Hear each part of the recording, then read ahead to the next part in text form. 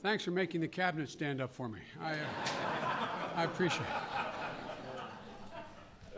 It's great to see you all. And I don't know about you all. I had a great time last night. Got a chance to actually do what we should be doing more of, talking without thinking about politics and figuring how we can solve problems. You know, the reason you've observed by now, the reason the President and I like doing this every year is it's nice dealing with people who know they got to get a job done. And they get a job done. And I've gotten a chance to work directly with an awful lot of you in the days of the Recovery Act, and even when we were working on the gun violence, rebuilding from that Superstorm Sandy, which hit my state as well, and tornadoes and floods in a number of your states. But it never ceases to amaze me that how you all mobilize. You just mobilize. When crises hit your states, you mobilize and you rebuild, and you rebuild your infrastructure, not the standards that existed before, but the 21st century standards. You balance your budgets, you save neighborhoods, and you bring back jobs to your communities. And the other thing I pick up, and I may be wrong, I'm always labeled as the White House optimist, like I'm the kid who fell off the turnip truck yesterday, but I am the youngest here, but it's I'm new. But it always amazes me your sense of optimism. You're the one group of folks you go to with all the problems you have that you're optimistic. You're optimistic about being able to be done, getting things done. That is not always the mood up in the place where I spent a large portion of my career. And last night I got to speak to a bunch of you, particularly about the Job Skills Initiative the President asked me to lead. And I've had a chance to speak with some of you specifically, and I'm going to get a chance to see more of you this afternoon. But this is more than just, at least from the President's perspective and mine, more than just a job skills initiative. It's about literally opening the aperture to the middle class. The middle class has actually shrunk, and you know, we always have these debates with our economists. Is the middle class $49,820 or $52,000? Middle class to me, and I think to most of you, is it's really a state of mind. It's about being able to own your home and not have to rent it. It's about being able to send your kid to a park where you know you can send them out and they'll come home safely. It's about being able to send them to school, that if they do well in the school, they're going to be able to get to something beyond high school if they want to do that. And you're going to be able to pay for it. And in the meantime, you may be able to take care of your mom and dad who are in tough shape and hope that your kids never have to take care of you. That's the middle class. And before the Great Recession, it was already beginning to shrink.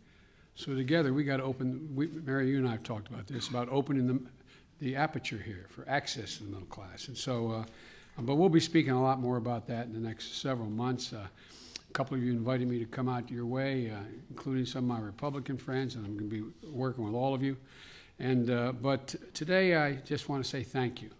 Thank you for what you always do. You come to town with answers. You come to town with suggestions. You come to town to get things done. And believe me, we need that, and the American people are looking for it. And I want to welcome you back to the White House and introduce you now to my friend, your President, Barack Obama.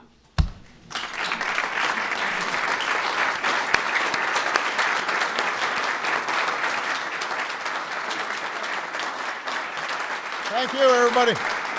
Thank you. Please have a seat. Thank you. Thank you. Thank you so much. Everybody, please have a seat. Welcome to the White House. I know that you've already been doing a lot of work, and I'm glad to be able to come here and engage in a dialogue with all of you. I want to thank Mary and John for their leadership at the NGA. I want to thank my outstanding Vice President, Joe Biden, who is very excited, I think, about the Jobs Initiative and is going to be the Job Training Initiative, and I think is going to be doing a great job on that. Michelle and I had a wonderful time hosting you guys last night, and I hope all the spouses enjoyed it. And I know Alex enjoyed it. You know, one good thing about living here is that you can make all the noise you want, and nobody's going to complain. And I enjoyed watching some of you with your eyes on higher office size up the drapes and each other. We don't have a lot of time today, so I want to be very brief go straight to Q&A and discussion. We're at a moment when our economy is growing. Our businesses have now created over 8.5 million new jobs over the past 4 years. But as I've said several times, the trends that have battered the middle class for a couple of decades now are still there and still have to be addressed. Those at the top are doing very well. Ordinary families still feeling squeezed. Too many Americans are working harder than ever and just barely getting by, and reversing those trends are going to require us to work together around what I'm calling an opportunity agenda based on 4 things. Number 1, more good jobs that pay good wages. Number 2, training more Americans to be able to take the jobs that are out there right now and the jobs that are created. Number 3, guaranteeing access to a world-class education for every American child all across our 50 states and our territories. And making sure that hard work pays off with wages that you can live on, savings that you can retire on, health insurance that you can count on. And all of this is going to take some action. So far, just in the past few weeks, I've acted to lift the wages of workers who work for federal contractors to make sure their employees are getting paid at least $10.10 an hour. We've ordered an across-the-board reform of our job training programs, much of it aligned with some of the work that Mary's done during her tenure as head of the NGA. We've directed our Treasury to create a new way for Americans to start saving for retirement. We've been able to rally America's business leaders to help more of the long-term unemployed find work and to help us make sure that all of our kids have access to high-speed internet and high-tech learning tools in the classroom. The point is, this has to be a year of action, and I'm eager to work with Congress wherever I can. My hope is that despite this being an election year, that there will be occasions where both parties determine that it makes sense to actually get some things done in this town. But wherever I can work on my own to expand opportunity for more Americans, I'm going to do that. And I am absolutely convinced that the time is right to partner with the states and governors of all across the country on these agendas, because I know that you guys are doing some terrific work in your own states. There may not be much of an appetite in Congress for doing big jobs bills, but we can still grow Select USA. Secretary Pritzker's team has put together a terrific formula where we're attracting investors from all around the world to see America as an outstanding place to invest. And I mentioned this to the State of the Union. For the first time last year, what we're seeing is that world investors now see America as the #1 place to do business rather than China. And it's a sign of a lot of things converging, both on the energy front, worker productivity, our innovation, our research, our ease of doing business, and a lot of that work is as a consequence of steps we've taken not just at the federal level but also at the state level. So we've got to take advantage of that.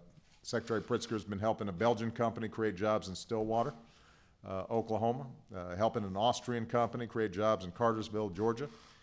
So we can do more of this, and we'd really want to engage with you over the next several months to find ways that we can help market America and your states to businesses all around the world and bring jobs back. Since I called on Congress to raise the minimum wage last year, 6 states have gone ahead and done it on their own. Last month, I asked more business leaders to raise their workers' wages. Last week, Gap said it would lift wages for about 65,000 of its employees. Several of you are trying to boost wages for your workers. I'm going to do everything I can to support those efforts. While Congress decides what it's going to do on making high-quality pre-K available to more kids, there is bipartisan work being done among the folks in this room. You've got governors like Robert Bentley and Jack Markell, Susana Martinez, Deval Patrick, all expanding funding or dedicating funds to make that happen in their states, and we want to partner with you. This year, I'll pull together a coalition of philanthropists, elected officials, and business leaders all of whom are excited and interested in working with you to help more kids access the high-quality pre-K that they need. And while Congress talks about repealing the Affordable Care Act or doing this or doing that to it, places like California and Kentucky are going gangbusters and enrolling more Americans in quality, affordable health care plans. You've got Republican governors here. I won't name them in front of the press because I don't want to get you all in trouble, who've chosen to cover more people through new options under Medicaid. And as a result, millions of people are going to get help. States that don't expand Medicaid are going to be leaving up to 5.4 million Americans uninsured. And that doesn't have to happen. Work with us to get this done. We can provide a lot of flexibility. Folks like Mike Beebe in Arkansas have done some terrific work designing programs that are right for their states, but also provide access to care for people who need it. I think Kathleen Sebelius, a former governor herself, has shown herself willing to work with all of you to try to find ways to get that done. On the West Coast, you've got Governors Brown, Inslee, Kitzhaber, who are working together to combat the effects of climate change on their states. We've set up a task force of governors and mayors and tribal leaders to help communities prepare for what we anticipate are going to be intensifying impacts of climate change. And we're setting up climate hubs in 7 states across the country to help farmers and ranchers adapt their operations to a changing environment. In the budget that I'll send to Congress next week, I'm going to propose fundamentally reforming the way federal governments fund wildfire suppression and prevention to make it more stable and secure. And this is an idea that's supported by both Democrats and Republicans. And finally, I want to thank those of you who've worked with Michelle and Joe Biden on their Joining Forces initiative to support our military families.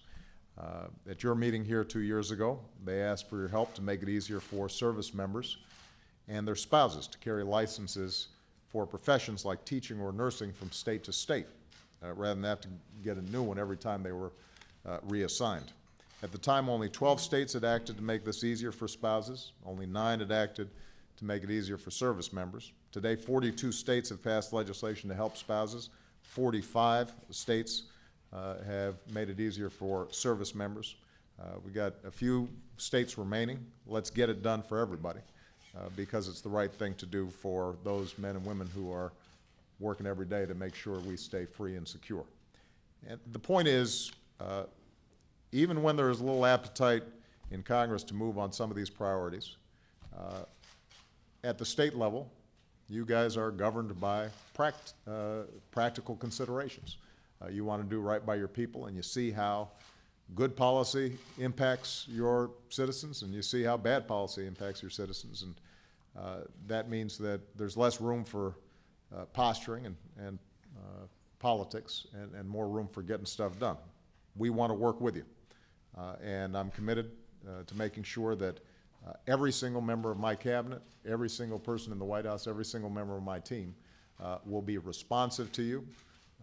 We won't agree on every single issue every single time, but I guarantee you that we will work as hard as we can to make sure that you succeed, because when you succeed, the people in your state succeed and America succeeds, and that's our goal. So thank you very much, and I look forward to having a great discussion. All right? Thank you, everybody.